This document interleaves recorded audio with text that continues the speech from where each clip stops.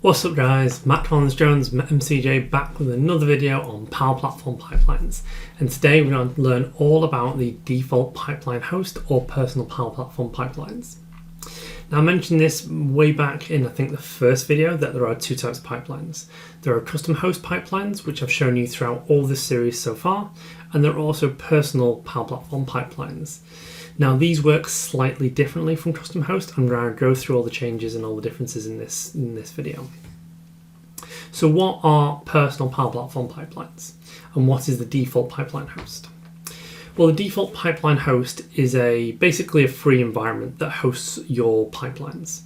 So in other videos I've shown you custom host pipelines where you have to create a new environment which consumes Dataverse storage, and you need to configure it to save all your files and things like that, and install the Power Platform pipelines applications.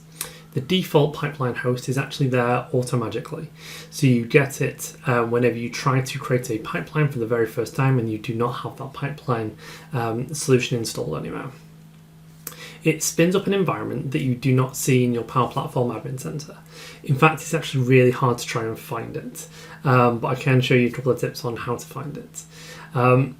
It takes zero storage, so it's an environment that you don't need to manage, meaning that it's always there. It doesn't take up any storage. You don't need to do any sort of data cleansing or bulk deletion or anything like that, and it just exists in your tenancy, and you can't really find it or delete it or anything else. Think of it like the default environment, but kind of default plus, where its only real objective is to store your Power Platform pipeline solutions. Now, why do Microsoft offer this as a solution? Because you've got custom host pipelines. Why would they offer something that's in a different environment altogether? It's all part of Microsoft's messaging of ALM for all. Now they want people to use better ALM. They want people to use pipelines unless you have something else available like ADO or build tools or GitHub Actions, etc. They want you to use Power Platform pipelines because they believe, and I do too, that pipeline ALM is far better than manual ALM because you get to store all those files and things like that. So they offer this solution, which is a default pipeline host where you can create a pipeline. It sits in that host. It takes up no storage, but you still can get all your solution files. There are, however, a few limitations to Power Platform pipelines in the default pipeline host. One is that you can't extend them at all, meaning that you can't add approval mechanisms or use delegated deployments like we saw in the last videos.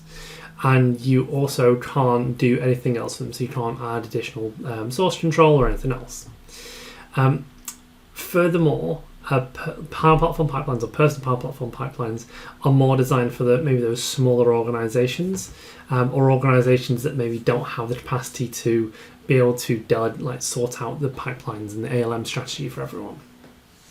So if you do have a few different environments and things like that, and you have a few different makers, if they want to use personal Power Platform pipelines, that's fine.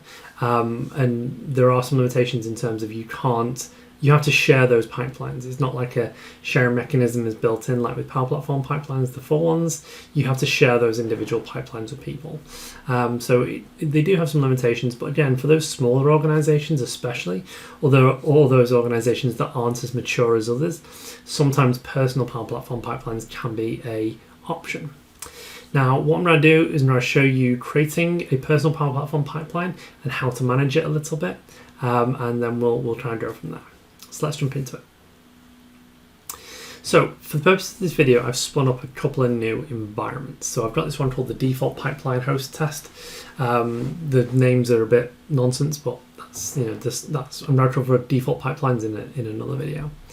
I'm in a solution which is just a basic solution. There's nothing inside it, and we'll go to pipelines. Now, you may notice, and you may have noticed from all the other videos, that there are loads of different ways to actually create pipelines. There's the pipeline application that I showed you, but there's also this button that says create pipelines, and there's also this button that just says create pipelines. And if I click here, there's no pipelines in here that I can select at the moment. So we'll choose one of these two buttons, choose this create pipelines one, and we'll give it a name. We'll call it personal pipeline test 1. We can give it a description if you want. It's showing the source environment being this environment that I'm in. So we're running this. We're basically creating this from the perspective of this is our development environment, and then we're going to select our target environments. If this is not your development environment that you're in, go to your development environment, click Create Pipelines from there, and then that'll be the source environment. From here, we do have a list of all of our available environments, and there is a search bar here where you can search from. There is also a filter bar here, and we can get some cool filter options, so like your roles, the data platform, and environment types. So that's kind of handy for us. What we're choosing in this instance is the personal pipeline test, which is one of the other environments I created just for this demonstration. So we can give it a description if we want. I'm going to leave it blank, and then we'll hit save. And it goes off and creates the pipeline. And you can see how quick that was. That was like instant, hey, you've got a pipeline. So there's no excuse for not using pipeline. It's right there, it's built into the platform, it's a free environment, go do it, click, so you're away. So that's great. And I can do all the same things, I can deploy, and all the same mechanisms are still available to me. I can create a new pipeline in here, it's great. 3 different buttons on the same screen to create pipeline. And I still have those same things, so I can deploy solutions, I can deploy things with connection references and update those connections, I can update environment variables, I can still do all the same things, I just can't extend them further, so I can't use delegated deployments, for instance, or additional source control. But I can absolutely do all the deployment mechanisms, so this is going to be great for a lot of organizations out there where custom host pipelines may be a step too far. I shall close this down for now. So it's created it, that's great, but how do I access it? How do I see things about it? Well, there's a button up here that says Manage Pipeline. So if we click that, it's going to open this window. So it's a window inside a window. So it's a model-driven app inside, almost like a model-driven app, essentially. It's turtles all the way down. And from in here, I can actually see, I can go to my environment. So this is the pipeline configuration app. This is the one I've been showing you in all the videos. But this is a brand new instance that's running in the default pipeline host. So we've got our 2 environments. We can see the validation. So all the same controls, all the same mechanisms are still there that you used to. You see the pipelines, the environments. We can see the pipeline. If I open up the pipeline, I can see I've got all the different types of things here. I can add descriptions. I can see my pipeline stage, and I can also go in here and I can add new pipeline stages if I wanted to. So I can add another stage on after that one. And again, in here you'll see the run history when things run through. So we can see, well, there's some old pipeline stuff that I did in here a while ago, and I've deleted the pipelines and things since. So you can kind of see a few miscellaneous records here. I wonder if the solution artifacts are here. Yeah, they are. So you can see your solution artifacts in here. You can see your run history in here. You can see all the same things that you would normally find in your full custom host pipelines. Now there is one problem with this, is there's no way to exit this application very nicely. So if I just click back to history and then go back to pipelines, it gets rid of that kind of like window. It does say in the top it's a preview. Maybe they'll tweak it a little bit to allow us to get back to this pipeline stream. But again, we have all the same things in here. We have run history. There is a button here for add new stage as well. So I can add another stage onto here. This is actually where I want to talk about some of the options to you. So for personal Power Platform pipelines, you can have at most up to 3 stages through this UI. So if you want to add another stage here, if I add one of these, this button would then become grayed out because you can only add two additional stages. That doesn't necessarily mean that you can only have 2 stages. If you go into Manage Pipeline and add more stages through the deployment configuration application, it will work. That does work today. But in this instance, through this UI, what Microsoft are trying to do is to try and say, hey, personal pipelines are really good for maybe those smaller organizations that probably have just a development and a production environment, but may, if we're lucky, have a development, a UAT, and a production environment. But most organizations that use personal Power Platform pipelines won't have more than that.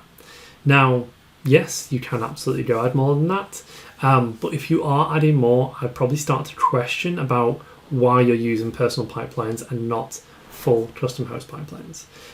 As said, like you can run these things and they don't take up any storage in your Dataverse, don't take up any Dataverse storage from your tenancy, and that's one of the main advantages for this. And this is still better than no ALM at all. But if you're starting to get more complex needs, that may be where you need to then shift to full custom host pipelines. Again, all the same buttons work. The View Deployments button, again, takes us to the deployment solutions, which I think I showed in another video. But again, loads of different ways to do the same thing here. I'll go back to my solutions for a second. I think that's everything. Just want to double check.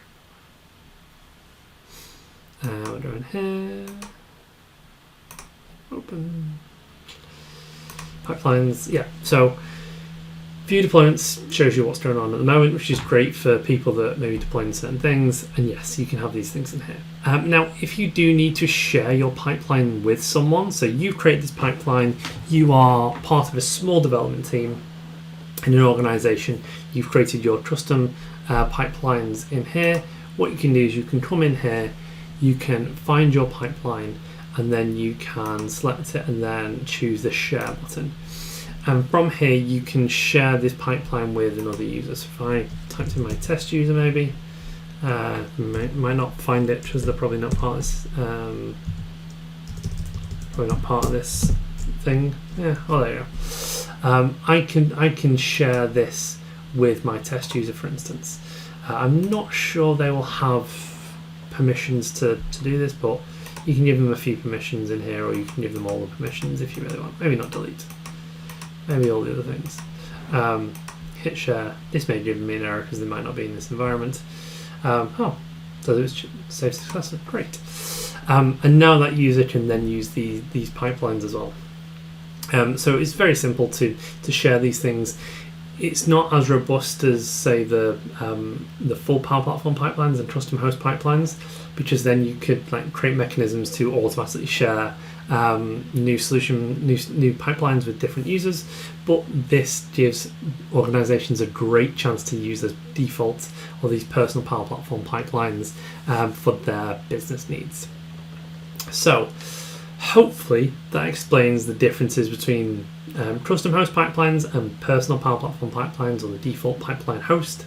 Again, it's hard to find. You can find it through an environment that is not set up for pipelines, and that's actually a good point. If I go out to pipelines for a second, if I go to add a stage and I choose, say, my MCJ3 environment, for instance, and give it a nonsense name, if I choose save, it actually tells me that pipeline is associated with a different host. So you do have that limitation as well. You do need to be aware of these things, where if a environment is already associated with a different host, it can't be included in a personal Power Platform pipeline. But that's the same for all pipelines. If they're associated with a different host, you will get an error message when you try to add it as an environment in those hosts. You get the same error message in personal Power Platform pipelines. So you do need to think about your strategy in terms of environments if you do have a mix of personal pipelines and custom host pipelines. But yeah, hopefully that explains the differences between the two. Custom host, you have full capabilities, full extending capabilities, more control, more granularity. Personal Power Platform pipelines and the default pipeline host are more used for those smaller use cases, or for organizations where custom hosts are a bit too powerful. You can find them through environments that aren't already associated with a pipeline, so you could create one like I did today. You can also find them if you go into your default environment in the default solution and try and go into pipelines there. You should see a button that says Manage Pipelines, and you can get to the pipeline host that way. But for all intents and purposes, it's a free environment that admins don't need to worry about and don't need to govern. But what do you guys think? Are you team custom host, or are you team personal Power Platform pipelines? Let me know in the comments down below. Type custom host or personal Power Platform pipelines, and let's see who wins inside of these two. If you enjoyed this video and you're not yet subscribed, click the subscribe button, because it really helps me grow this channel. If you are subscribed, share it with a friend so that they can subscribe. I'm nearly at 5,000 subscribers, and it'd be a great achievement to get to 5,000. So please do like, share, subscribe, send it to your best friend, just send it to your dog walker, anyone else. And as always, I hope this is useful, and I'll see you next time. Bye.